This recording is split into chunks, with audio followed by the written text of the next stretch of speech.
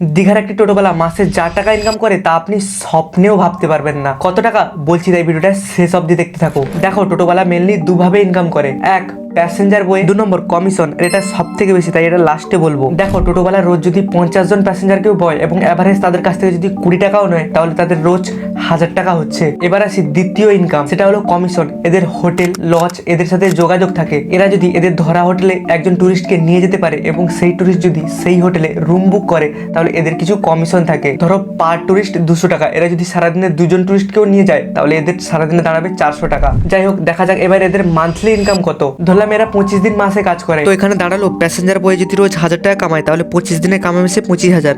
আর কমিশনে যদি সে রোজ 400 টাকা কামায়, তাহলে 25 দিনে কামাবে সে 10,000। টোটাল হচ্ছে 35,000 টাকা। এবার এক্সপেন্স দেখো, রোজ একটা টিফিন খরচ 100 টাকা, 25 দিনে দাঁড়াচ্ছে 2500। মেনটেনেন্স 2000। এরপর ইউনিয়ন এবং আদার্স খরচা মিলে দাঁড়াচ্ছে 5500। টোটাল দাঁড়াচ্ছে 10,000 টাকা। এবার 35,000 থেকে 10,000 বাদ দিলে দাঁড়াচ্ছে 25,000। তো এদের সব এক্সপেন্স বাদ দিয়ে পিক সিজনে 20 থেকে 25,000 এবং এদের অফ সিজনে 15 থেকে 20,000 ইজিলি ইনকাম হয়ে যায়।